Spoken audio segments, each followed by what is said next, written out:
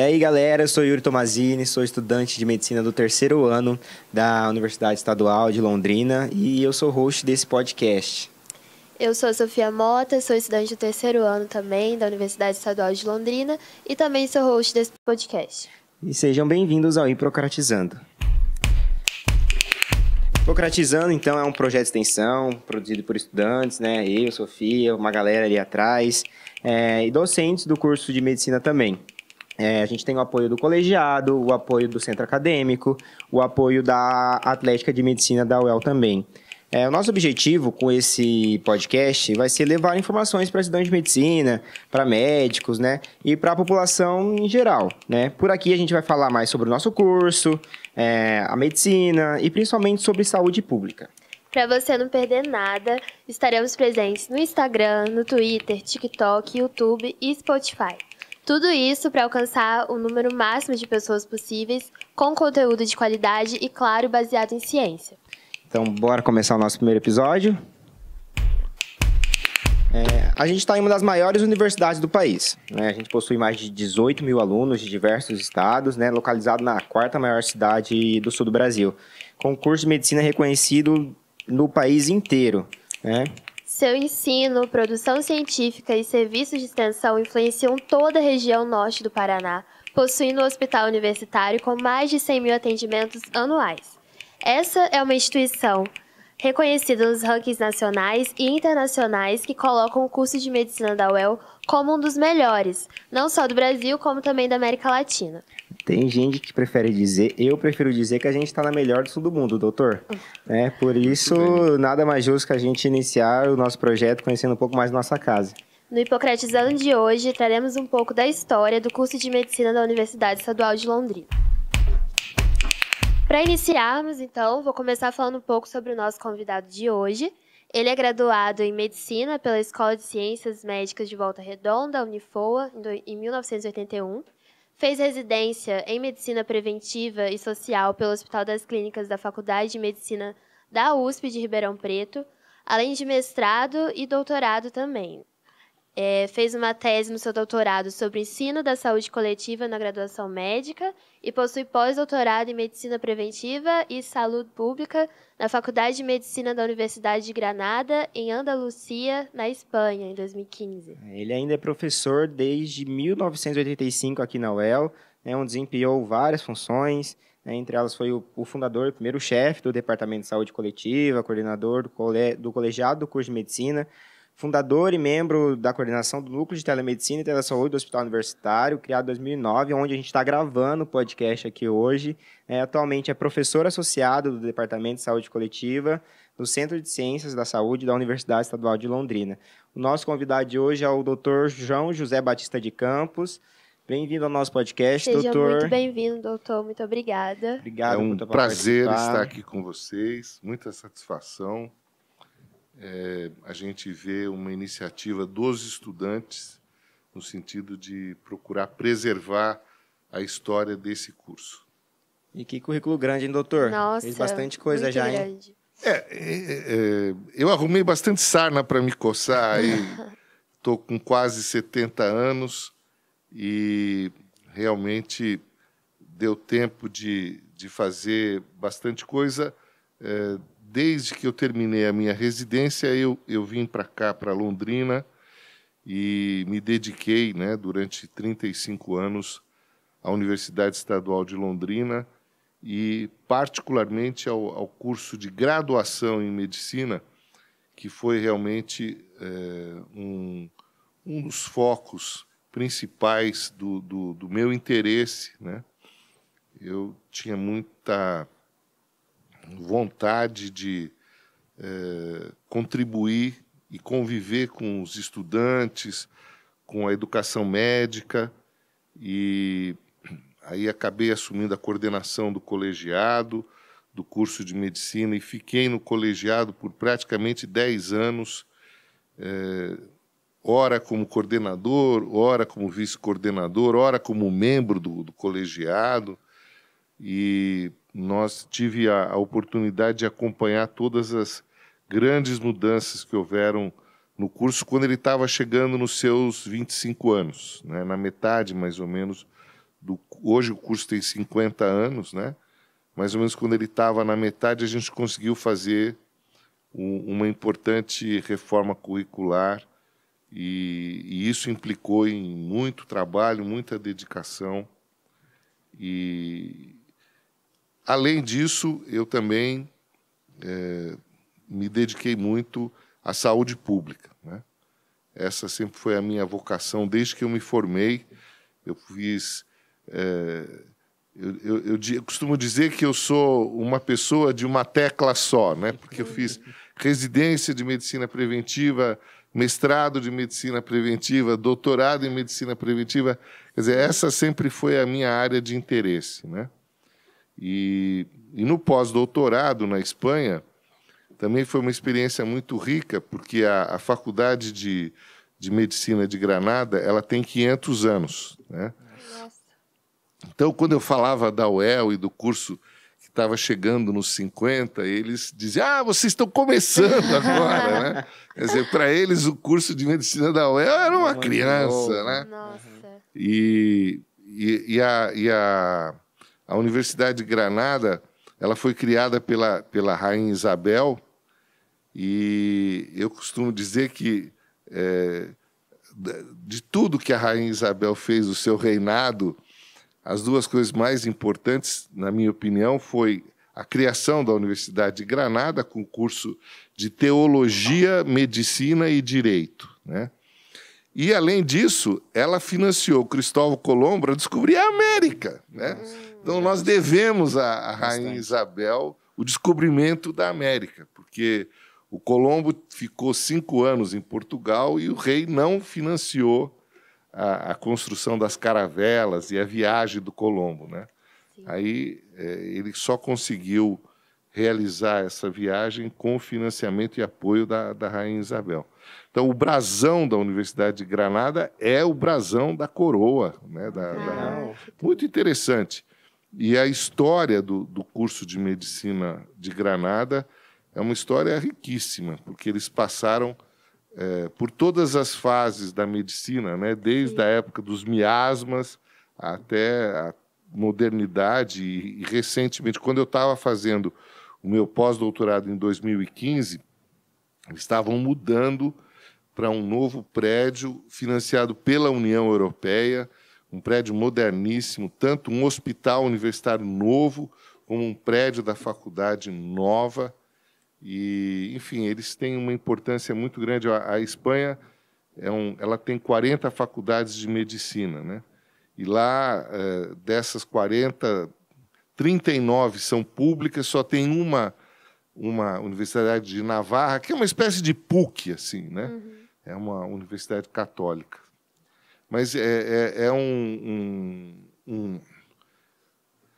país, né, que tem uma tradição no ensino médico também bastante importante. Presente, né? Doutor, falando em história, nosso curso da UEL, apesar de não durar 500 anos, tem idade de 500 anos, tem 50, mas é um curso antigo aqui pra gente, né? Para nós, que somos mais novos, a gente não tem ideia de como começou tudo isso, né? Como que surgiu a nossa universidade aqui? Como surgiu a UEL? Então, olha, eu não posso deixar de falar que o início, né, do curso de medicina ele é muito importante porque ele surgiu antes da universidade, né? Ele surge como uma faculdade isolada, né, uma faculdade de medicina, por iniciativa da Associação Médica de Londrina.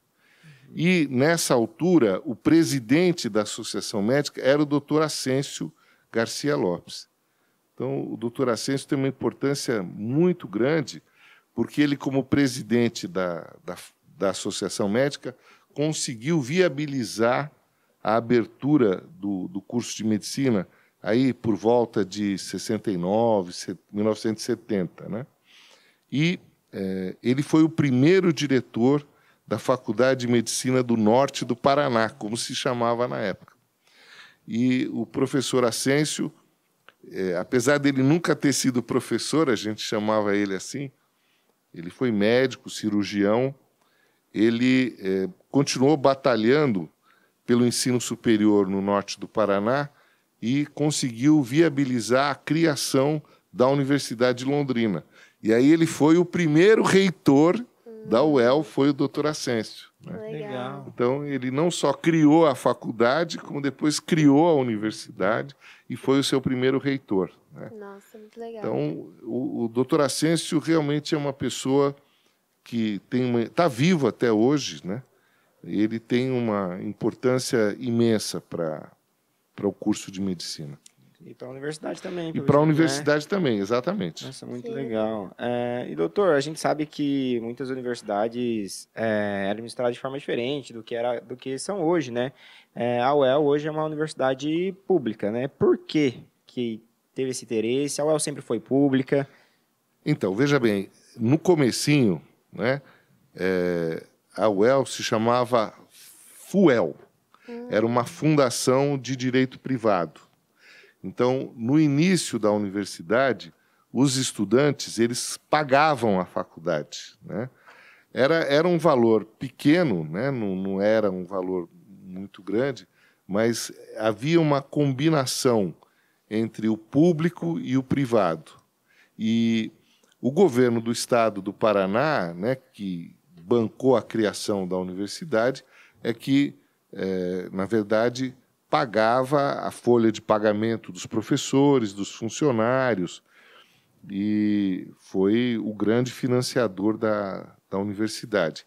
Mas a contribuição dos estudantes, naquele começo da universidade, ela foi muito importante, muito significativa. E isso aconteceu até o governo do governador Álvaro Dias. No governo do Álvaro Dias é que ele implantou o ensino público e gratuito, e aí universalizou, né? Os estudantes não precisavam mais pagar mensalidade, etc. Mas havia uma expectativa de que o financiamento da universidade ele se mantivesse não só nos níveis em que ele estava, mas que ele aumentasse. E, infelizmente, não foi o que assistimos, né, nos últimos anos, né? Quer dizer, infelizmente, a universidade viveu seríssimos problemas de financiamento, né? O hospital universitário é uma exceção, né? Ele realmente, pelo convênio SUS, né, ele conseguiu trazer recursos muito importantes para a universidade, né? Ele se autofinancia praticamente e eu tenho a impressão que essa combinação, né, do ensino superior, ela realmente mereceria ser mais valorizada do que tem sido. Né? Com certeza. E, doutor, hoje nós temos 80 alunos, né, por turma, em um curso que dura 6 anos e é dividido em ciclo básico, clínico e o internato. E o curso sempre foi assim? Então, não, na verdade, vejam bem, quando o curso começou, naquela época, o que existia no Brasil eram os currículos mínimos. Né? Então, o currículo mínimo do curso de medicina, ele previa um curso de 5 anos teórico e 1 ano de internato mais prático. Né? De lá para cá, quer dizer, o curso de medicina já passou por, no mínimo, 6 reformas curriculares. Eu tenho a impressão que a que nós fizemos com 25 anos foi a 6ª ou a 7ª reforma do currículo. Né? E o que aconteceu ao longo desse processo é que a dose do internato foi aumentando, né? Inicialmente para 1 ano e meio e já há bastante tempo, há 2 anos. São 2 né? anos, né? E tinha o mesmo número de alunos? Era 80 Sempre também? teve. O número de alunos... Na verdade, se eu não me engano, inicialmente eram 80 alunos. Quando eu entrei no colegiado, foi um ano excepcional, porque a universidade ela tinha, depois de muita discussão, ela funcionava no sistema de crédito, e ela decidiu mudar o regime acadêmico para o seriado anual. Quando houve essa mudança para o seriado anual, ela reduziu de 80 para 60 vagas. Então, houveram algumas turmas que o número foi reduzido. Essa mudança do currículo para o seriado anual, ela foi, eu acho que uma das coisas que muito contribuiu para que depois a gente fizesse a grande reforma da mudança do currículo, porque ela conseguiu unanimidade, quer dizer, ela desagradou a todos, né? Ela desagradou os alunos, desagradou os professores, desagradou a sociedade, porque você tinha no sistema de crédito 2 entradas, né? 40 e 40, uma entrada em janeiro e outra entrada em agosto, né? E com o seriado anual você passou a ter uma entrada única no começo do ano, né? Mas o currículo desse curso seriado anual ele foi horrível, ele foi uma condensação do que era o crédito e tal, e realmente ele, vamos dizer assim, acabou contribuindo para que a gente pudesse realmente depois voltar a um outro currículo, na verdade, a nossa mudança curricular aqui na UEL, ela aconteceu antes das diretrizes curriculares nacionais. A versão das diretrizes curriculares de 2001 é até muito interessante, porque ela se espelha no currículo da UEL de uma maneira assim radical, né? Se você lê o projeto pedagógico do nosso currículo da mudança, né, que aconteceu em 1998, quando é publicada as diretrizes no ano 2000, eles copiam parágrafos inteiros do nosso currículo, né? Quer dizer, ele ajudou muito a mudança nessa nova perspectiva, utilizando metodologias ativas, busca ativa, o trabalho em pequenos grupos, que é a grande alma da mudança, né? Então, a UEL influenciou muito esse processo todo de mudança curricular no ensino médico brasileiro. É incrível pensar como que a UEL tem um impacto tão grande assim, né? A gente estudando aqui, a gente talvez não imagina quão grande que é isso, né? Até hoje. Olha, você não tem a dúvida que realmente esse período, né, que foi um período assim bastante importante na vida da universidade, quando o professor Thomson foi reitor da universidade, e o professor Márcio Almeida era o diretor do Centro de Ciências da Saúde, né? E na gestão dos dois, aqui no Centro de Ciências da Saúde, a gente conseguiu concorrer ao que eu estava contando para vocês, a um programa UNE da Fundação Kellogg, e tivemos o nosso projeto aprovado. Então, essa iniciativa, e a UEL apresentou um projeto muito significativo que concorreu com 150 projetos e foi aprovado, né? No Brasil e na América Latina. E dos 150 projetos que foram apresentados, 15 foram aprovados. E no Brasil, se eu não me engano, 6 inicialmente. E isso contribuiu para que a gente pudesse ter aqui na UEL e no curso de medicina um processo de mudança e, no caso do Brasil, como a Constituição de 88 ela eliminou os currículos mínimos, então se abriu um processo de discussão sobre as diretrizes curriculares. E nós influenciamos muito significativamente a elaboração das diretrizes curriculares na área da medicina, né? Muito interessante. E os nossos campos hoje são no CCB, né, o Centro de Ciências Biológicas, mais no ciclo básico, nos 2 primeiros anos, e depois a gente fica mais aqui mesmo no CCS, que é o Centro de Ciências da Saúde, e onde fica também o nosso famoso HU, né? E na sua época de gestão, mais ativo, né, e tudo mais, era a mesma coisa? Como é que eram as salas? Era essa divisão também? Na verdade, veja bem, quando eu assumi a coordenação do curso, que a gente estava ainda herdando esse currículo do seriado anual, aí, 60 vagas e tal, havia um problema sério, porque, mesmo sendo 60 alunos, né, as salas, a estrutura física toda, ela tinha sido montada para turmas de 40 alunos. Né? Então, quer dizer, esse aumento de turmas para 60 alunos já forçou um pouco a barra do que existia. Né? Sim. E, na época, eu diria assim, havia uma grande polêmica, durante muitos anos isso existiu, se o HU iria para o campus da UEL ou não. Né? Tanto é que parte do HU acabou indo, que foi o prédio dos ambulatórios. Né? Mas ali atrás do prédio dos ambulatórios, onde hoje é a clínica odontológica, Sim. ali havia todo um projeto pronto para a construção do novo hospital universitário. E por que não foi para lá, doutor? Então, esse projeto, o doutor Ascencio, que foi reitor, e quando ele foi secretário de Ciência e Tecnologia do Paraná, ele tentou retomar esse projeto, buscar financiamento e tal. Quase deu. Quase deu.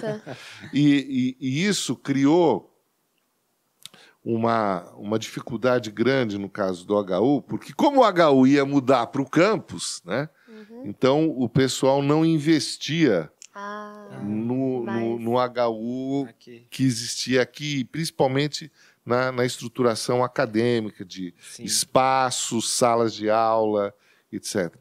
Aí, a partir de um determinado momento, se convenceu que não íamos viabilizar esse projeto de construção de um novo hospital no campus definitivamente.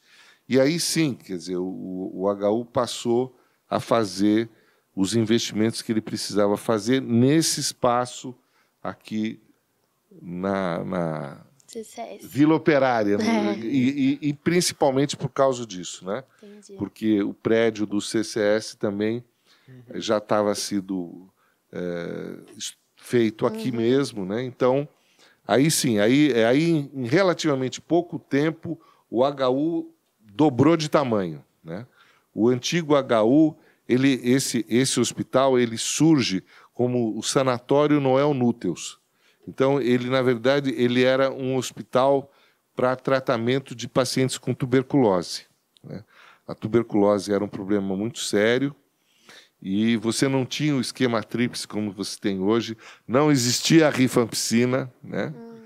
E uma forma de tratamento que era utilizada na época era a cirurgia, né? Nossa. Então, a cirurgia torácica, o nosso saudosíssimo professor Geolás, que foi diretor do sanatório, ele era cirurgião torácico, né? E o Geolás foi uma pessoa importantíssima foi o último coordenador do colegiado do curso de medicina, quando ele reunia os outros cursos também.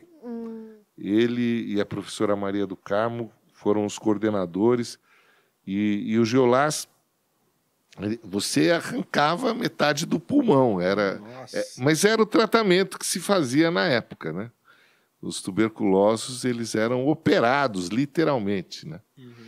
Era uma das importantes formas de tratamento da TB. E, com a vinda do Hospital Universitário para cá, então, essa estrutura do sanatório, ela foi se modificando em um hospital geral, né? Então, hoje o hospital ele lembra pouco o que ele foi no início, que era um sanatório para pacientes com tuberculose. Nosso hospital hoje aqui é gigantesco, a gente tem mais de 400 leitos, né? Sim. E não sei se é por causa de ter sido construído em volta desse sanatório, Exatamente. porque ele é meio difícil de se andar, né? É Muito fácil labirinto. se perder ali Parece um dentro, labirinto. né? É verdade. O hospital já funcionava como hospital-escola nessa época? Não. Ele na verdade, o primeiro hospital-escola do curso de medicina, ele funcionou inicialmente, que o pessoal chamava de HUzinho. O HUzinho é onde é o prédio da Coab, lá no centro de Londrina, na Rua Souza Nave, se eu não me engano. Lá perto. Aliás, da Rua Pernambuco. E, inicialmente, o curso começou ali, no HUzinho. E funcionou durante alguns anos. Os anos iniciais do curso, eles foram ali. Quer dizer, ali foi... A Santa Casa, originalmente, cedeu o seu espaço, né, para receber os primeiros alunos das primeiras turmas, chegaram a frequentar a Santa Casa. Mas, logo depois, se montou essa estrutura, né, o HUzinho, durante algum tempo, e ele foi bastante importante do ponto de vista do ensino inicialmente no curso, até a sua transferência para o HU, para o sanatório. Incrível. Doutor, falando um pouco mais sobre o internato também, né? O senhor falou que durava só 1 ano, né? Era menos tempo, hoje a gente dura 2. Né? E o nosso internato aqui é muito reconhecido por ser um internato muito bom, né? A gente tem um fluxo muito grande de pacientes aqui, né? Então, como que surgiu o nosso internato aqui? Como funcionava? Então, olha, eu diria assim que o internato, desde quando ele funcionava durante 1 ano, ele sempre teve uma característica muito marcante, desde o HUzinho, né? Que, na verdade, quem carregava o hospital nas costas eram os internos. Né? Até hoje. Até hoje. Então, quer dizer, o HU ele sempre foi interno dependente, né? Desde o início. E, na verdade, os primeiros programas de residência médica aqui foram surgir muito depois. Né?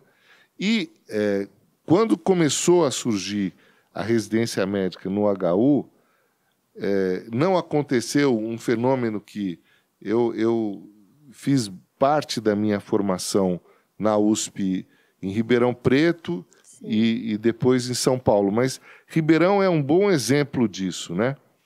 Quer dizer, o HC de Ribeirão Preto, ele é um hospital totalmente residente dependente, né? Porque o número de vagas, inclusive, que ele tem da residência médica é 4 vezes, acho que são em torno de 400 ou 500 vagas para 100 vagas de estudantes de medicina, né? Nossa. Então, quer dizer, o programa de residência do HC ele é muito maior do que a graduação. E quem carrega o HC são os residentes, né?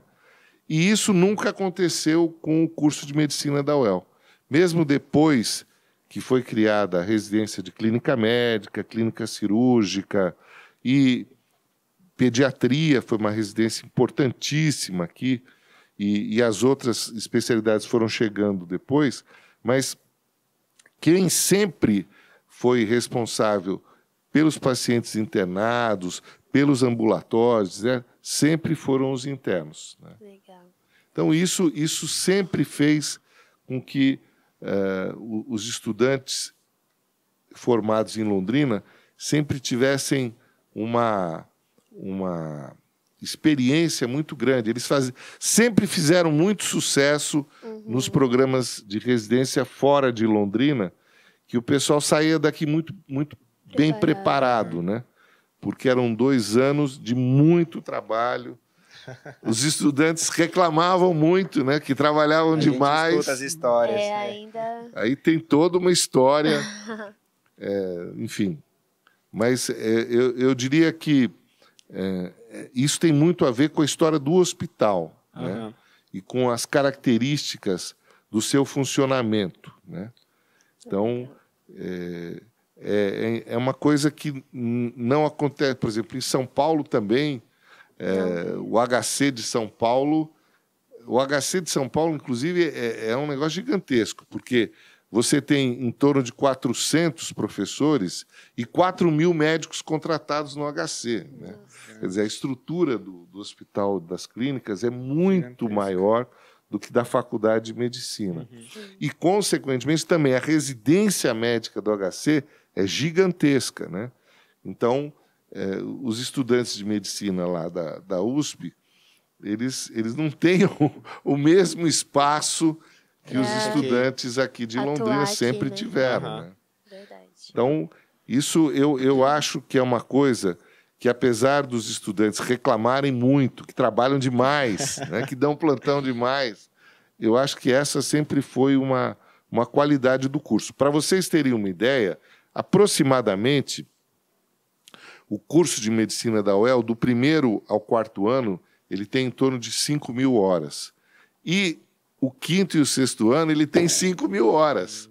Quer dizer, na verdade, a carga horária que o pessoal faz em 2 anos é equivalente ao que eles fizeram em 4 anos até chegar lá, né? Meu Deus, esse momento vai Eu não chegar sei pra se eu gente estou ainda. preocupada ou Não, feliz. vocês podem ter certeza que vocês vão trabalhar muito. Aproveitar agora, enquanto a gente tem tempo de sobra aí, Não, fazer algumas coisas. a carga horária... E eu diria assim que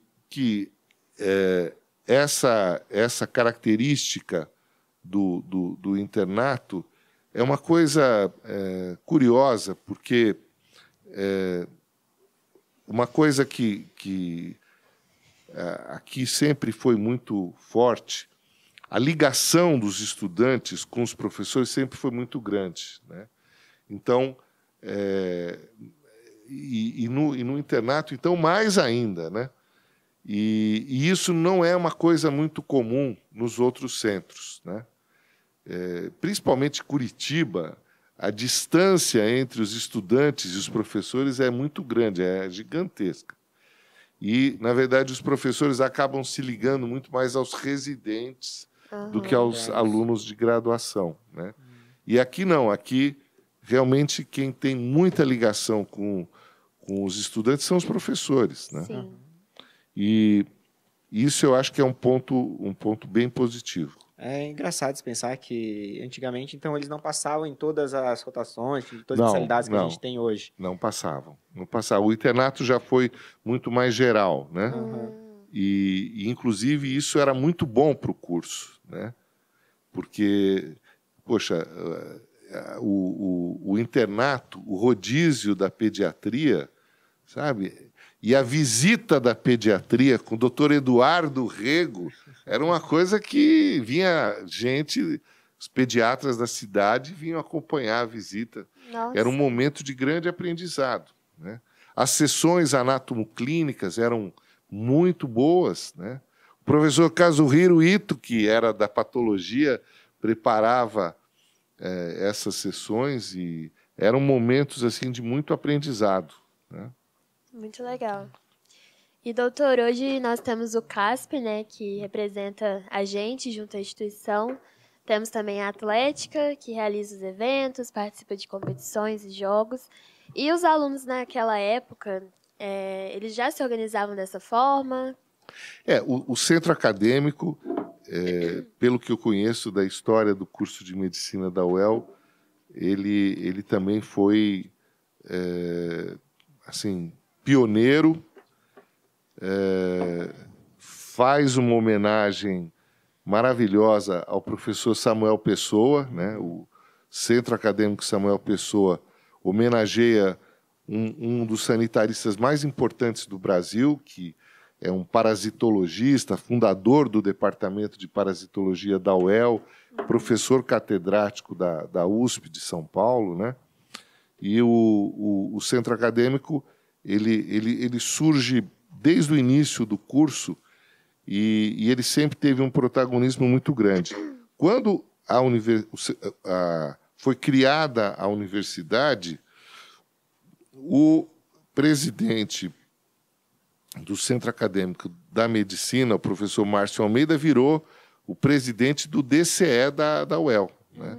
Inclusive numa eleição bem disputada e tal. E a liderança dos estudantes de medicina na UEL também sempre foi muito grande, porque o reitor era o doutor Ascencio, né? Então, eles tinham muita ligação com o doutor Ascencio e eram muito ouvidos e se mobilizavam bastante, né? E depois disso, uma outra pessoa muito importante na história do Centro Acadêmico, que eu sugiro que vocês convidem aqui para fazer entrevista, é o Dr. Gilberto Martim, né? O famoso Giba, ele foi presidente do Centro Acadêmico, do CASP, e depois eu e o Giba nos encontramos. Ele foi coordenador, ele fez parte da primeira diretoria da UNE, da União Nacional dos Estudantes, na coordenação da medicina. Quer dizer, a coordenação dos cursos de medicina do Brasil, do movimento estudantil, era feita pelo Giba, né? Que ele passou a ocupar esse lugar por ter sido presidente do CASP, né? Então, é uma pessoa que está em Londrina. Ele fez uma carreira muito interessante, ele foi secretário de saúde, ele se formou, no ano seguinte que ele se formou, ele virou secretário municipal de saúde de Cambé. Nossa! Ele nem fez residência. Quando eu cheguei aqui em 85, eu fui orientador do Giba da especialização em saúde pública. Incrível. Aí ele ainda era secretário de saúde. Quando ele saiu da secretaria, ele virou prefeito de Cambé. E depois que ele foi prefeito, ele chegou a ser diretor da Regional de Saúde de Londrina, daí foi secretário estadual de saúde do Paraná durante uma gestão, depois virou secretário municipal de saúde de Londrina. Então, o Giba fez toda uma carreira muito ligada aos serviços de saúde, né? Mas, por sorte nossa, durante algum tempo eu era o chefe do departamento de saúde coletiva. Nós conseguimos que ele ficasse à disposição do nosso departamento durante 4 anos. Nesse período, inclusive, ele fez o mestrado em saúde pública, né? Atualmente, ele é professor do curso de medicina da PUC, né? Mas é uma pessoa que foi importantíssima, tanto na sua época de estudante, como profissional da saúde pública. O Giba tem uma importância muito grande. É legal a gente pensar que tem tanta gente incrível que fez parte dessa história, que saiu daqui, foi para fora e fez coisas mais incríveis ainda, né? Mas aqui Londrina realmente teve pessoas assim muito importantes. Um outro professor que foi muito importante para a saúde pública do Paraná foi o professor Luiz Cordoni Júnior. O Cordoni ele foi da primeira turma do curso de medicina. Depois ele fez pediatria e virou professor de pediatria da UEL. E na primeira gestão do Richa Pai, como governador, ele foi o secretário estadual de saúde do Paraná. Nossa. E o Cordoni, enquanto secretário, fez um trabalho muito importante de implantação da atenção primária no estado do Paraná, baseado na experiência de Londrina, né? E, enfim, essa turma está aí, né? A primeira turma da medicina, fazendo história, né? Sim. E as reivindicações dessa época, né, que os alunos demandavam, como é que eram? Quais mudanças estruturais e curriculares que eles demandavam? É parecido com o que é hoje? Não. Pelo que eu... convivendo com esses ex-alunos, o pessoal realmente começou praticamente do zero, né? Quer dizer, quando se criou a Universidade de Londrina, o campus da universidade nem existia, né? Então, o CCB era um barreiro total, né? Quer dizer, os estudantes, eles vivenciaram todo esse processo de implantação do curso. Mas é a tal história. O que eu diria que sempre foi uma característica interessante do curso foi o pioneirismo, né? Sim. O pioneirismo, ele é uma marca registrada de Londrina, né? E no caso do curso de medicina também, quer dizer, ele foi um curso pioneiro desde a sua implantação, mas eu destacaria como uma das marcas desse início do curso. O curso de medicina começou a fazer uma coisa que ninguém fazia na época, lá em 1970, quando o professor Nelson Rodrigues dos Santos, que tinha sido orientado do Samuel Pessoa, ele passou a levar os estudantes para a Unidade Básica de Saúde da Vila da Fraternidade, que, por sinal, foi reconstruída agora, está muito bonita. Eu tive lá visitando. Mas a antiga Vila da Fraternidade era, na verdade, uma casinha de uma creche que foi adaptada como posto de saúde e tal. Mas essa iniciativa de levar os estudantes para a atenção primária, o Nelson estava fazendo isso antes de Alma Ata, antes de tudo, né? Quer dizer, foi uma coisa extremamente inovadora, né? Antes de ser E regra. para o município de Londrina, um pioneirismo total, né? Porque o Giba que fala muito isso, que Londrina está no DNA do SUS. E é verdade, porque, quer dizer, Londrina foi uma das primeiras cidades do Brasil e rigorosamente, com a participação do estudante, a primeiríssima a levar a atenção à saúde para a periferia, né? Então, naquela época, a Vila da Fraternidade era considerada periferia de Londrina, né? Não existia a rodoviária, né? A rodoviária estava no centro. E o desenvolvimento das práticas do ensino na atenção primária começa ali. Começa com o curso de medicina, começa com a Vila da Fraternidade. Então, esse pioneirismo é uma marca registrada do curso de medicina da UEL, que, 25 anos depois, quando a gente muda o currículo, acaba com as disciplinas, estabelece as metodologias ativas, grupos pequenos, né? Toda a história do PBL, etc. Sim. Foi a primeira universidade a adotar isso no Brasil. Né? Muito legal. E hoje também a gente tem muitos alunos de fora, né? De São Paulo, Minas Gerais, Goiás, Mato Grosso. Eu mesmo sou do estado do Rio de Janeiro. Uhum. E a gente vê também um aumento significativo da quantidade de mulheres, né? É verdade. Entrando no curso de medicina. Isso não era comum até décadas atrás, né? Como é que era o perfil desse estudante de medicina da UEL? Era totalmente machista. Não, eu estou lembrando aqui eu não sei exatamente a proporção, mas eu sei que eram poucas, né? Eu estou lembrando da professora Henriqueta, que é da primeira turma, que depois foi professora de endocrinologia, e a Henriqueta... Eu não me lembro... Tinha outras mulheres na primeira turma, mas se você pegar dos 80, se tiver umas 10... Nossa, já era muito pouco. Era muito pouco. Era muito pouco. Nossa, O hoje número acho que de a mulheres... metade, Nossa Tem senhora, turma era que- muito pouco. Realmente, a coisa foi se modificando, né, ao longo do tempo. Sim. E nessa época as pessoas faziam muito tempo de cursinho para passar já ou passava direto assim? Não, aí é que tá, quer dizer, Londrina, naquela época do início do curso, Londrina foi uma das faculdades, como Campos e mesmo Volta Redonda, né?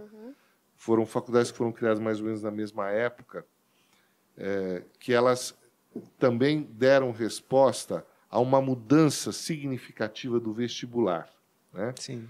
Porque até então o vestibular ele não era classificatório, ele era eliminatório. Nossa. Então isso significava o quê? Que se você fizesse a prova do vestibular, eu não me lembro, eu acho que a nota mínima era 5, né? Então, se você fizesse mais do que 50%, você teria direito a uma vaga. Ele não era como é hoje, né? Nossa. Meramente classificatório, né? Então, naquela época, você passou a ter um número muito grande do que o pessoal chamava de excedentes.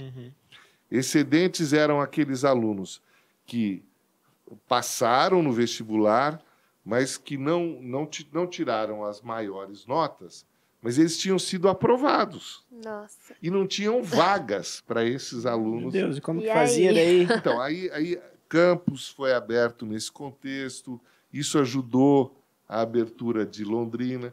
Quer dizer, foram escolas que acolheram os excedentes, entendeu? Entendi. Ah, Em tá. muitos lugares no Brasil, uma maneira que eles resolveram a forma de absorver os excedentes foi criando novos cursos, né? Isso, rapidamente, eles mudaram o vestibular, né? Já viu que não estava Acabaram dando com essa certo. história do vestibular ser classificatório e aí passou a ser eliminatório, né? Sim. Então, mas era uma questão da legislação educacional, né? Ah, era diferente. E isso aconteceu na época da ditadura militar, né? Então, na época da ditadura, o vestibular ele tinha uma outra estrutura, né?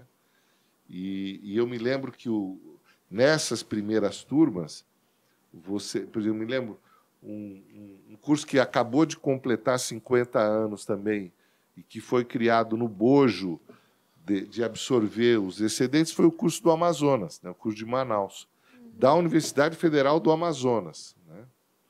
Então, em vários lugares se criaram cursos que pudessem absorver esses alunos, né? Incrível. Interessante. A gente não É faz ideia. uma coisa... A gente não para pra pensar que É, seria a desse gente jeito, não né? sabe. desse jeito.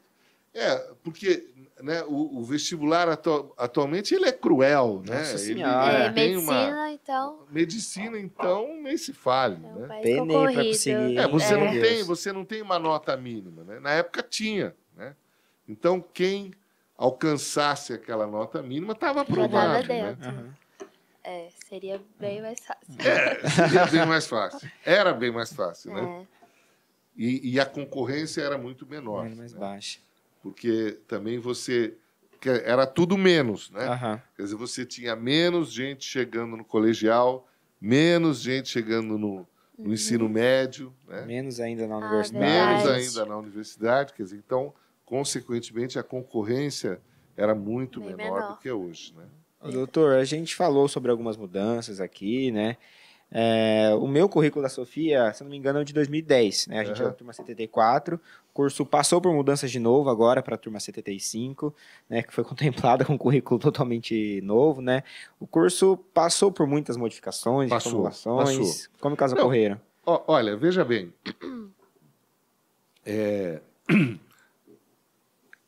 Além desse pioneirismo inicial, né, do curso e essa proposta de você ter um internato forte, né, de você ter os estudantes indo para a atenção primária desde o início, muito precocemente e tal, nós tivemos o que puxou as mudanças inicialmente foi o internato, né? Então, quando passou de 1 ano para 1 ano e meio, já implicou, né, em fazer com que o 5º ano fosse muito mais diminuído, né? E quando você teve a mudança de 1 ano e meio para 2 anos, diminuiu mais ainda, né? Então, quer dizer, todas aquelas disciplinas que eram dadas no 5º ano tiveram que ser antecipadas, né? Mas isso foi um processo em que teve muita participação dos estudantes. Os estudantes sempre participaram muito e participaram criticamente, né? Criticando problemas que eles observavam no internato e, ao mesmo tempo, foi fazendo com que o curso aumentasse a sua carga horária prática, né? Então, esse processo ele fez com que, diferente do que acontecia em outras faculdades, em que o pessoal simplesmente ia aumentando o número de disciplinas, aqui, esse movimento da mudança do internato fez também com que, do 1º ao 4º ano, se revisse, né, a carga horária de muitas disciplinas que foram se modificando, né? Até a nossa mudança, que foi a 6ª mudança, quando a gente passou aí, como eu falei, essa do seriado anual foi, acho que, a 5ª mudança. Essa mudança, na verdade, não foi puxada pelo curso de medicina, e sim foi uma mudança da universidade, né? Porque todos os cursos da UEL tinham o tal do sistema de crédito. E a universidade ficou, durante 10 anos, discutindo, e aí, quando o Thomson foi reitor, Falou, não, todo mundo tinha sérias críticas ao sistema de crédito, vamos mudar o seriado anual. Aí, quando se decidiu pelo seriado anual, eu me lembro que a reitoria, naquela altura, tomou a seguinte decisão. Bom, vamos implantar o seriado anual e, enquanto não se formar a primeira turma do seriado anual, não faremos mais nenhuma modificação.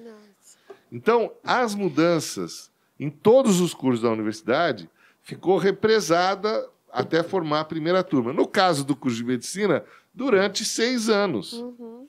E o que foi pior ainda, porque na mudança do crédito para o seriado anual, houve a redução do número de vagas. Então, a pressão da sociedade para voltar a ter 80 foi imensa, né? E aquela redução de 80 para 60 foi, assim, muito sofrida para o curso. E não podia mudar, né? Não podia mudar o currículo, não podia mudar nada.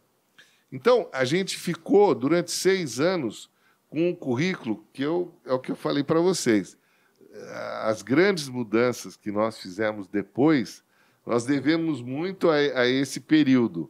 Porque esse período foi um período em que estava todo mundo desagradado. Todo mundo revoltado. A única coisa que não ficou tão prejudicada nesse período foi o internato. Né?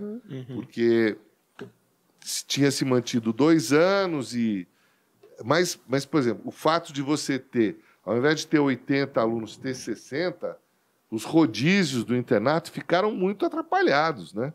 Faltava interno em muitos lugares, né?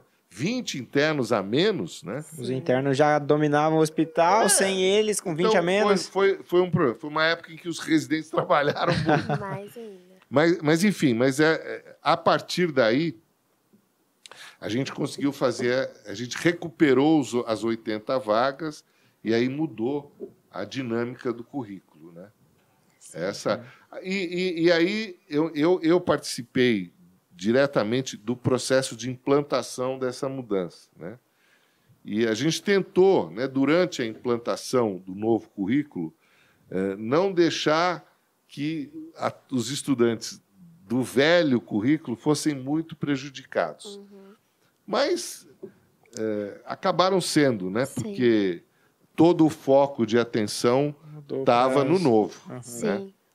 Então, foram alguns anos em que a velha estrutura foi morrendo, porque quando a gente implantou em 98 a primeira turma, quer dizer, do segundo ano em diante era o velho. Né?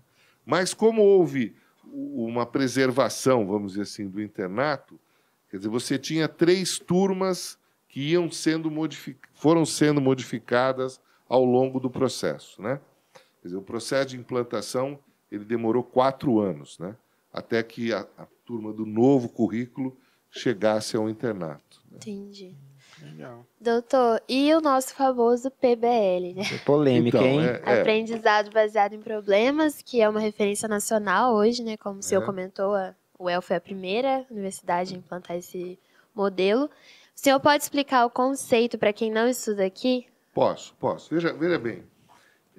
Na verdade, a aprendizagem baseada em problemas foi uma estratégia que foi utilizada como fruto de todo um processo de discussão acadêmica e pedagógica muito grande no CCS. Né?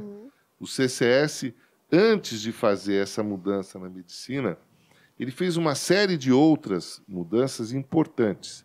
Uma delas foi um projeto que a gente chamava de PEPIM, que era um projeto que, inclusive, envolvia os outros cursos, que era uma iniciativa de estar, primeiro, desenvolvendo o trabalho multiprofissional, envolvendo estudantes de diversos cursos, procurando promover a integração docente-assistencial. Né?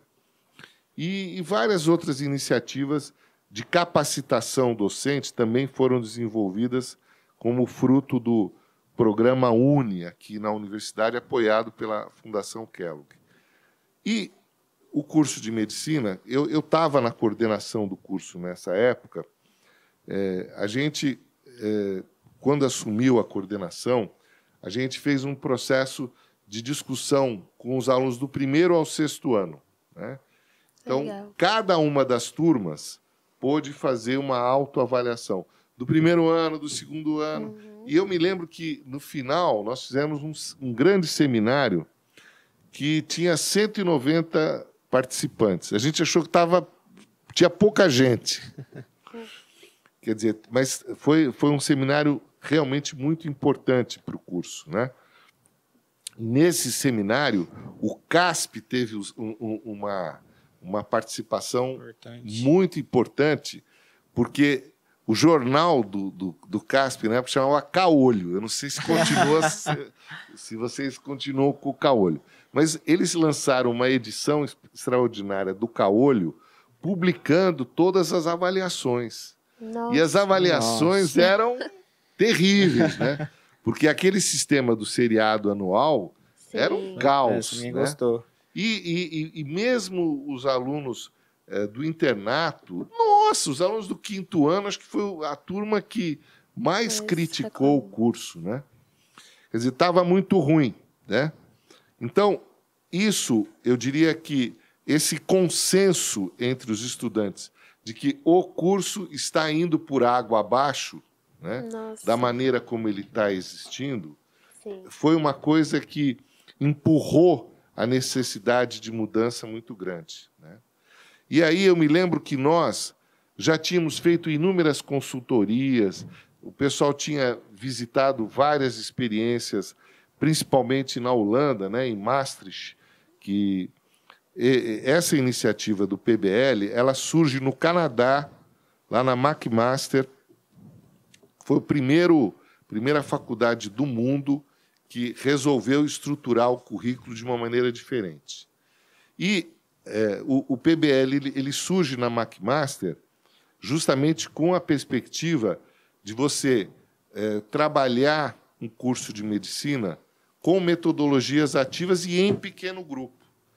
Eu diria que a alma da mudança é o pequeno grupo, né? E, no caso da McMaster, os grupos eram de 6 alunos, né? E, nessa altura, o professor José Venturelli, que foi um dos participantes desse grupo da McMaster, ele ficou morando aqui em Londrina durante 1 ano, né? Então, ele veio nos assessorar. Nossa. E o Venturelli era uma pessoa fantástica, né? Ajudou muito a gente, né? E o pessoal também teve na Holanda, vários professores foram para Maastricht conhecer, porque depois da McMaster, a Universidade de Maastricht, para vocês terem uma ideia, quando a gente começou a ir a Maastricht, a universidade chamava Universidade de Limburg, porque aquela região da Holanda é a região de Limburg. E a universidade chamava Universidade de Limburg. E a faculdade de medicina chamava Faculdade de Medicina de Maastricht. Ela ficou tão conhecida que a universidade mudou de nome. A universidade passou a se chamar Universidade de Maastricht. Nossa. De tanto que a Faculdade de Medicina ficou famosa. E eles realmente tiveram uma importância mundial muito grande. E uma outra coisa que foi decisiva, eu acho que nesse processo, foi o fato, tanto o pessoal de Maastricht, mas o pessoal do Novo México, o professor Stuart Manning, teve uma importância muito grande, não só no Novo México, né, que também implantou o seu PBL, como eles influenciaram muito a Universidade de Harvard, nos Estados Unidos. A hora que o Neil Pathway, né, que foi o documento que o diretor da Faculdade de Medicina de Harvard escreve e aprova e estabelece a mudança em Harvard, aí, meu amigo, isso teve uma repercussão muito grande, né?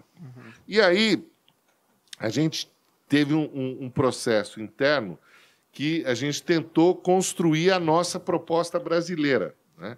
Que não seria nem igual a de McMaster, nem Maastricht. Enfim, a gente tentou construir uma proposta a partir da nossa experiência. Então, ao invés de grupos de 6 alunos, a gente passou a ter grupos de 8 alunos, Sim. mas a gente tinha 10 grupos de 8 alunos. Né? Então, isso implicava em um número de docentes muito grande. Né? Mas, enfim, por uma série de fatores que ajudaram, nacionais e internacionais. No plano nacional, o Brasil estava vivendo um momento em que, com a nova Constituição de 88, os currículos mínimos foram extintos e não tinha nada no lugar. Né? Então, a discussão das diretrizes curriculares estava em processo. Né? Então, foi um momento de virada da educação superior brasileira e nós soubemos aproveitar esse momento, levando em conta tanto os fatores internos como os fatores externos, nacionais e internacionais, e aí apresentamos, né, na Câmara de Graduação, eu defendi, né, o projeto do novo currículo e foi aprovado por unanimidade. Quer dizer, nós conseguimos convencer todos os membros da Câmara de Graduação da UEL que o nosso projeto era consistente. Né? E eu diria que também uma outra coisa que foi determinante foi o fato de que, nessa altura do campeonato, eu já estava relativamente assim, treinado como funciona a universidade, e a gente tinha muita resistência do CCB e do pessoal do básico. Né? E eu acabei fazendo uma proposta que deu muito certo, porque eu visitei todos os departamentos, né? E eu percebia que a grande resistência dos professores do básico era a questão de carga horária. E aprendi até com os amigos lá da Holanda, lá também eles tinham problema de carga horária, porque a grande moeda da universidade é a carga horária. Né? E aí, nós discutindo no colegiado, o professor Ito, né, o nosso grande estrategista japonês, chegamos à conclusão, vamos fazer uma moratória. Então, eu diria que o que nos ajudou a aprovar essa proposta foi a moratória. Que aí nós estabelecemos o seguinte, olha, durante a implantação do novo currículo, nenhum departamento vai perder nem um minuto, mas também não vai ganhar nem um minuto. Então, a carga horária que existia antes, ela vai se manter no processo. E aí a moratória acabou durando 10 anos, quer dizer, durou mais do que os 6, né?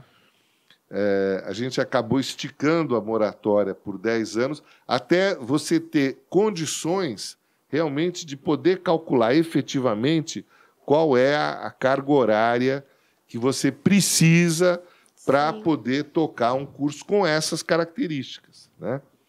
Então, eu tenho a impressão, você estava perguntando a minha opinião sobre o novo currículo. Eu li o artigo que foi publicado na revista da ABEM sobre esse novo desenho. Eu tenho a impressão, eu acredito que esse novo desenho ele também reflete muito a falta de financiamento das universidades. Né?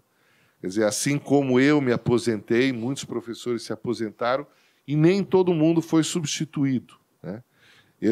Os nossos funcionários, puxa, eu me lembro que a gente tinha uma secretária por departamento. Hoje você tem uma secretária para 5 departamentos. Né?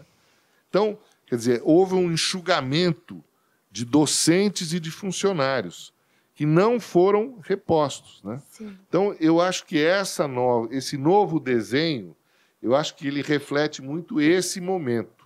Para compensar a falta de recursos humanos que você tem, tanto docentes como funcionários. Né? É difícil, né? Doutor, e falando mais além do curso de graduação, mas sobre pós-graduação, a gente tem os programas de residência, possibilidade de fazer mestrado e doutorados, né? Sempre existiram essas possibilidades, elas cresceram ao longo do tempo, como é que funcionava?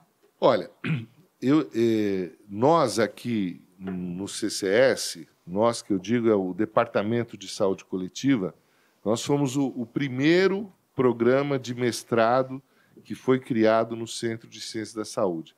Depois o saudoso professor Mocelin, da Clínica Médica, montou o mestrado de Medicina Interna. Então, na verdade, eu diria... Eu até escrevi um artigo sobre isso, sobre a pesquisa na UEL, no curso de medicina, particularmente, né? Quer dizer, durante 20 anos, ou 20 e poucos anos, na verdade, você tinha o ensino com a pesquisa, né? Mas o foco do curso era a graduação. A residência surgiu depois, o mestrado, tanto de saúde coletiva, surgiu, mas também era o número de vagas. O nosso tinha 10 vagas. Acho que a clínica médica também tinha 10 vagas. O mestrado era um número de vagas muito pequeno, né? E esses 2 programas eles foram importantes no desenvolvimento da pós-graduação no CCS. Mas o que passou a acontecer, mais ou menos, né, depois dos 25 anos do curso, é o que a gente chama de a ditadura da CAPES, né? Então, a nossa pós-graduação brasileira ela passou a exigir produtividade e publicações, né? Então, o que acabou acontecendo é que os docentes foram se voltando para a pós-graduação de uma maneira muito intensa, né? E, se você não tivesse muitas publicações, você não podia nem participar do programa de pós-graduação, né? Então, o que as pessoas foram fazendo? Ao invés de se dedicarem à graduação, elas passaram a muito mais se dedicar à pós-graduação e às publicações, né? Então, é literalmente o inverso, né? Quer dizer, aí o grande foco passou a ser a pesquisa. E uma outra coisa que também aconteceu grandemente no caso da medicina, o HU dobrou de tamanho, né? E o nosso pronto-socorro também cresceu muito. Quer dizer, a carga assistencial do HU aumentou muito significativamente. Você não produz 60 mil atendimentos especializados lá naquele ambulatório do campus à toa, né? Quer dizer, o nosso atendimento pré-hospitalar ao trauma, o CIAT, fez com que a demanda, né, de traumatizados aqui aumentasse muito, né? Então, a pressão de demanda assistencial do hospital cresceu demais. Por incrível que pareça, um grande problema que não é só do HU, os outros hospitais da cidade também enfrentam muito o acidente de moto, né? Quer dizer, lembrar que a implantação do uso de capacete é uma coisa recente. Nova. Então, você tinha muito acidentado, e o número de motocicletas aumentou muito, né? Então, um grande problema que o hospital passou a ter foi esse. Outro grande problema, a maternidade municipal demorou demais para ser construída. Sim. E, quando ficou pronta, ainda ficou a serviço da Covid, né? Mais recentemente. Então, o centro cirúrgico do hospital universitário, o que acontecia? Todas as cirurgias eletivas, se chegasse uma cesárea de urgência, passa na frente e você desmarca a cirurgia. Então, a dinâmica a maternidade fez muita falta para o HU, né? A gente está com a maternidade nova agora, né? A maternidade nova é um sonho que demorou muito atrapalhou muito o hospital, né? A não existência da maternidade, né? Ô, doutor, e falando sobre tudo isso, vamos falar um pouquinho sobre o futuro também. A gente sabe que a medicina se modificou muito desde o tempo que o senhor estudou, se formou e trabalhou como docente aqui na UEL, né? E tanto como na ciência como no mercado de trabalho também. Claro. O que o senhor espera? O que a gente pode esperar do futuro do curso? Olha, eu tenho a impressão que, apesar de todas as dificuldades e todos os problemas, eu acho que o curso de medicina tem conseguido encontrar respostas, né, para esses problemas. Mas eu, particularmente, acredito muito no que essa sala, que é o núcleo de telemedicina e telesaúde, é o embrião, né, do que eu acho que tenderá a acontecer muito agora, daqui por diante, e a pandemia mostrou isso, né?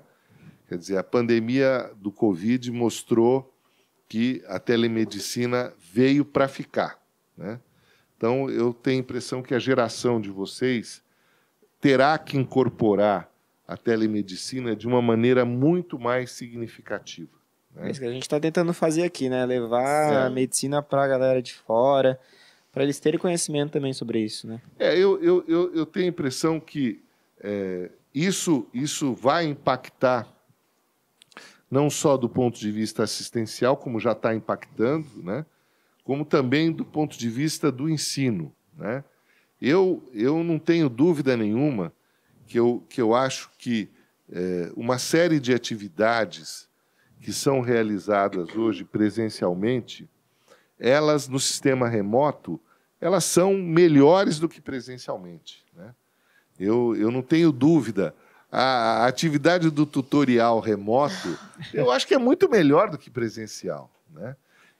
Então, eu tenho a impressão que essa mudança vai impactar significativamente a formação e a assistência à saúde, de uma maneira que a gente ainda não pode prever.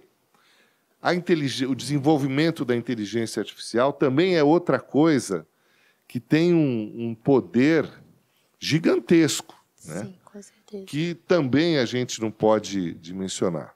Mas tem duas coisas que eu não posso deixar de falar para vocês, que eu vivi isso na Espanha significativamente. Sim. E que eu acho que tem um impacto, gente, um impacto que tomara que essa turma do Ministério da Saúde efetivamente consigam implantar, que é o prontuário eletrônico, né? É maravilhoso. Veja bem,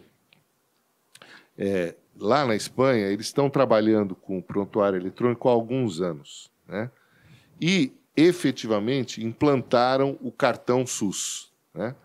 Então, eu me lembro de ter visto na atenção primária o atendimento dos pacientes na atenção primária, ele se conecta com o atendimento realizado nos hospitais. Sim. E isso faz com que a possibilidade, né, de seguimento, de acompanhamento... Muito mais prático, Agiliza. né? Sabe o que está acontecendo com o Quantos paciente. pacientes que vocês não veem na atenção primária, que às vezes o paciente com um mês internado no HU, ele volta para a atenção primária, Sim. ele não sabe o que ele fez, Sabe explicar. não sabe o remédio que orientaram. Quer dizer, você não tem essa conexão. Não existe mecanismo de referência e contra-referência eficazes. Então, acho que o prontuário eletrônico, quer dizer, e o cartão SUS, nós estamos discutindo o cartão SUS faz 20 anos, né? E, no caso da Espanha, eles conectaram a assistência médica com a assistência farmacêutica. Ou seja, na hora que eu faço a prescrição, você pode continuar com a sua letra horrível, não tem problema, porque ela é digitada. Então, a prescrição no cartão SUS, o paciente sai de lá com aquele cartão, ele vai em qualquer farmácia. Hoje estão falando, fazer propaganda da farmácia popular no Brasil, né? Pô, isso precisava ser aumentado muito, né? Quer dizer, o que os espanhóis fizeram foi isso. Dentro dos protocolos assistenciais, quer dizer, o paciente sai com o seu cartão, ele vai na farmácia mais perto da casa dele. Todas as farmácias são credenciadas. E ele tem acesso ao medicamento gratuitamente. Então, você conecta a assistência médica com a assistência farmacêutica e você efetivamente estabelece um sistema em que aí a atenção primária ela passa a ter uma resolutividade muito boa. Eu fiz um estudo comparando Londrina e a Espanha sobre internações sensíveis à atenção primária, né? E enquanto eles lá têm uma resolutividade de 95%, a nossa aqui é de 75%. Quer dizer, a gente tem 25% dos nossos pacientes que estão sendo hospitalizados e que poderiam estar sendo resolvidos na atenção primária se eu tivesse telemedicina, se eu tivesse essa conectividade, se eu tivesse o prontuário eletrônico. Então, eu tenho a impressão que essas mudanças são inadiáveis, entendeu? Eu li recentemente que o Brasil estaria adotando o sistema que a EBSERV já utiliza nos hospitais universitários federais para o SUS como um todo, né? Então, teoricamente, o prontuário eletrônico está a caminho. Está vindo, está vindo. E o Devagar, mas cartão está vindo. SUS também estaria, através do e-SUS, né? Eles estão tentando... Eu acho que isso é uma coisa essencial, né, para o sistema de saúde, e acho que isso muda muito todas as possibilidades. Se você conecta isso com a telemedicina, quer dizer, a sua capacidade assistencial, ela Aumenta. se modifica muito significativamente, né? Sim, com certeza. E para quem ficou curioso e não entendeu até agora o porquê do episódio se chamar Papo de Bandana, a gente vai explicar. Todo calouro da Medicina UEL recebe uma bandana laranja na primeira semana de aula, com o seu apelido, assinado pelos seus veteranos, e os ingressantes têm que usar essa bandana em todos os lugares que forem. E até por isso, né, ela ficou associada ao nosso curso em toda a cidade de Londrina e é facilmente reconhecida. Ali tá a minha bandana, né, que eu tive que usar no meu ano de caloura. E, doutor, conta pra gente, os alunos... Tem muito tempo que eles usam bandana? Na sua época eles já usavam? Essa história da bandana, ela aconteceu depois, né, da minha gestão. Uhum. Mas eu acho legal, acho bacana. O nosso grande desafio foi acabar com o trote violento, né? Quando nós assumimos, a gente ainda tinha esse grande problema, né? E quando a gente implantou o novo currículo, a primeira turma do novo currículo, a gente só faltava carregar no colo esses alunos, né? E quando eles passaram para o segundo ano, eu me lembro muito bem disso, que no final da primeira semana a gente tinha feito toda uma programação de uma semana calorosa, de recepção dos calouros e tal, e na sexta-feira, eles foram cercando os alunos lá no HC, lá no campus, né? Levaram os estudantes para o Vale Verde e deram um trote assim, daqueles de palitinho, cachaça, peixe podre. Foi horrível, né? E largaram os calouros lá, quase que nego morre atropelado. Nossa. Então, a gente fez um esforço muito grande e hoje, né, o trote... ele está proibido na cidade. Por que eles fizeram isso? Porque a gente já tinha conseguido proibir o trote no campus da universidade. Então, eles tiveram que levar os alunos para fora do campus.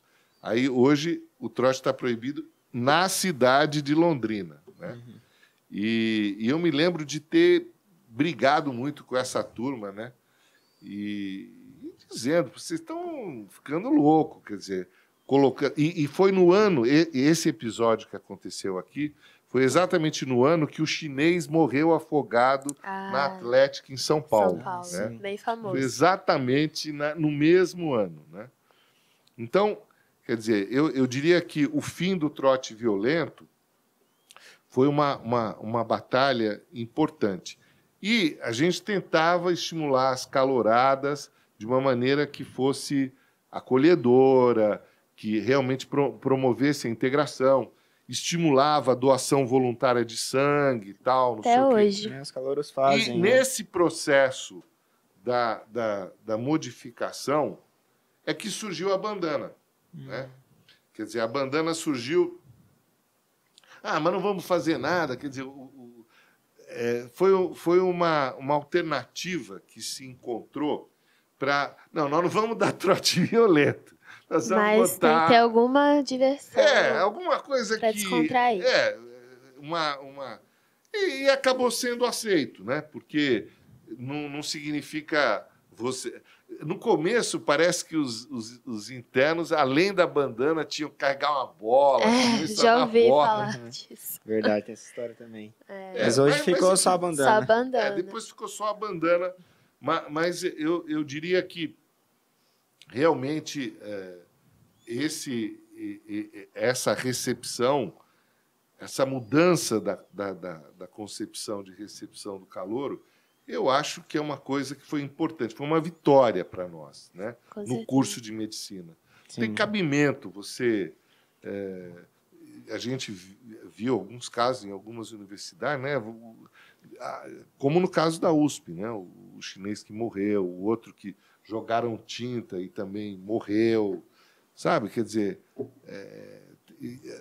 as atrocidades que foram feitas, escondidas atrás do rótulo de recepção ao calouro, é inaceitável, né? A violência. Com certeza. Eu tenho a impressão que não contribui, né, para uma maior integração dos estudantes. Sim. Doutor, pensando aqui numa mensagem que o senhor pode deixar para quem é aqui da casa, para quem quer entrar na casa. Olha, a mensagem que eu diria a vocês é o seguinte. Eu estava comentando que eu estou formado há quase 50 anos, né? E o que eu queria dizer aos estudantes é que não desistam, né? Não desistam nem do curso e nem da medicina, né? E o que eu aprendi nesses 50 anos é de que nada resiste ao esforço, ao trabalho e à determinação de um médico, né? Eu acho que as dificuldades que nós já enfrentamos e as dificuldades que nós já superamos são inimagináveis, né? Se você recuperar a história da medicina no século passado, os médicos acreditavam em miasmas, sabe? Quer dizer, se vocês tentarem fazer um esforço muito grande para... Bom, mas o que são miasmas, né? Sabe, é uma coisa inacreditável que os médicos pudessem acreditar nisso como explicação para as doenças, né? Uhum. E a microbiologia, ela acabou com esse negócio, né? Representou um dos grandes avanços. Depois a medicina nuclear, então, nossa, foi uma outra grande revolução.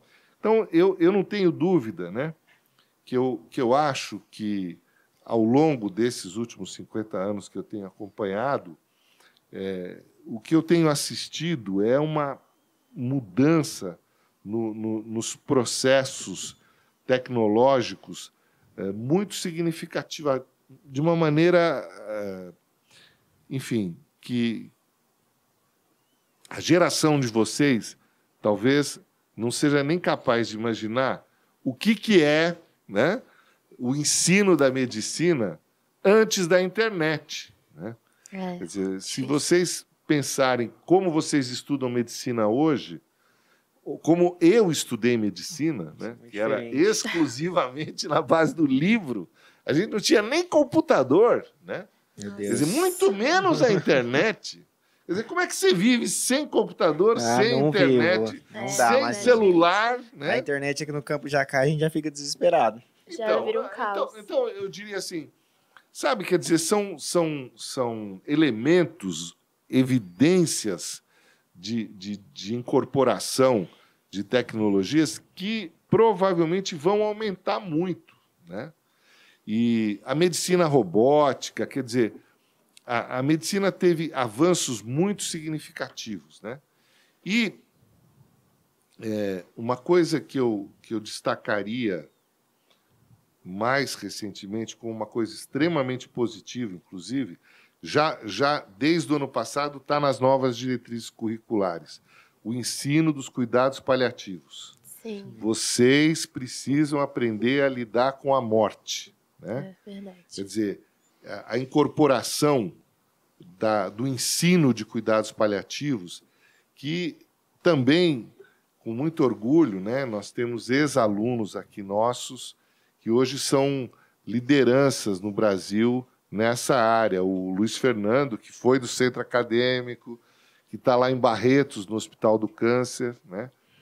Ele é uma das maiores autoridades nessa área dos cuidados paliativos no Brasil.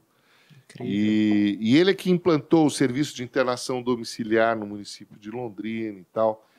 Então, eu diria assim, mais recentemente, a gente andou fazendo uma pesquisa sobre os pacientes internados na UTI dos hospitais próprios da Secretaria de Saúde do Estado do Paraná, identificou que mais de 50% dos pacientes que estavam internados não tinha nenhuma possibilidade terapêutica, não deveriam estar lá. Né?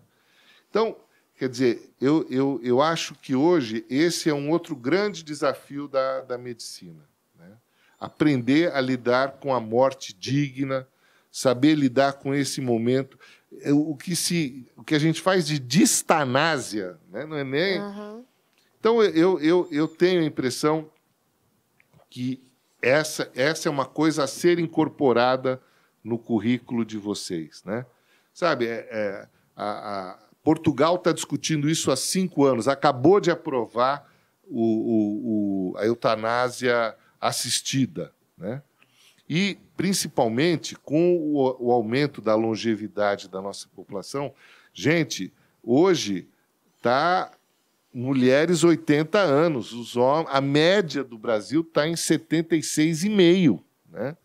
Quer dizer, e as pessoas com mais de 100 anos aumentam cada vez mais.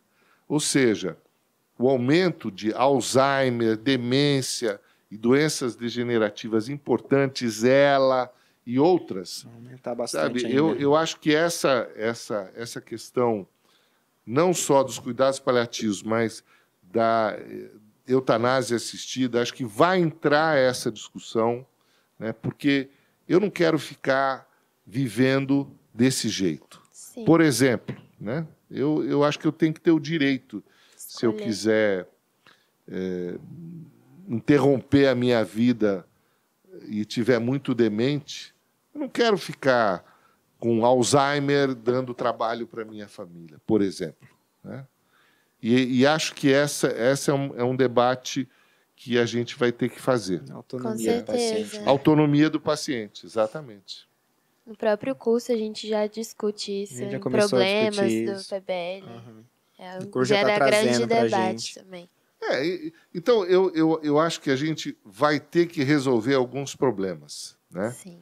E, particularmente no caso do SUS, eu acho que, além da saúde como um direito de todos e um dever do Estado, eu acho que a gente também tem que começar a discutir a questão da responsabilidade dos cidadãos. Né?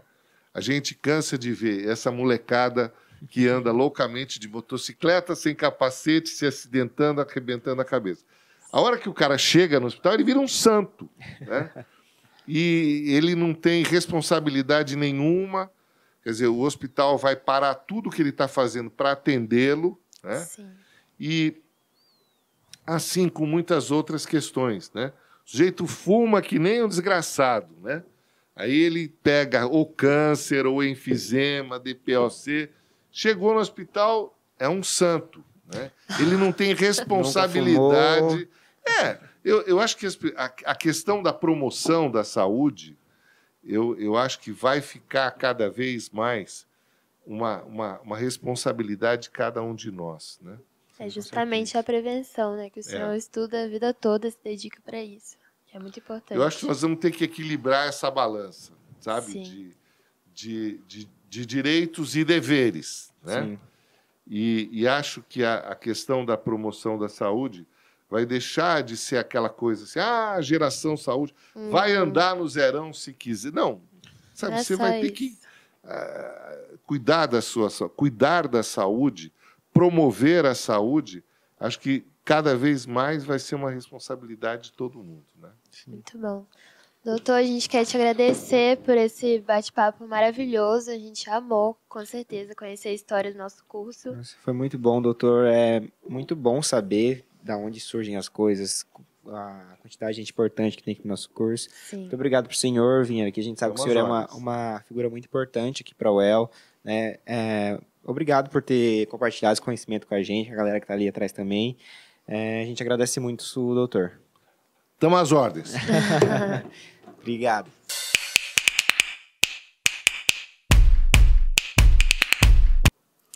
Então é isso, galera. Muito obrigada por você que assistiu o nosso episódio até aqui, o primeiro episódio do Hipocratizando. Siga a gente nas nossas redes sociais, principalmente no Instagram, que é @hipocratizandoo, que a gente vai estar postando, além das novidades sobre os episódios, a gente vai postar bastante conhecimento, informação para vocês sobre medicina mesmo. E se vocês quiserem apoiar o nosso projeto de extensão aqui da UEL, entre em contato com a gente pelas nossas redes sociais, que a gente conversa. Obrigado. E é isso, obrigada, beijão.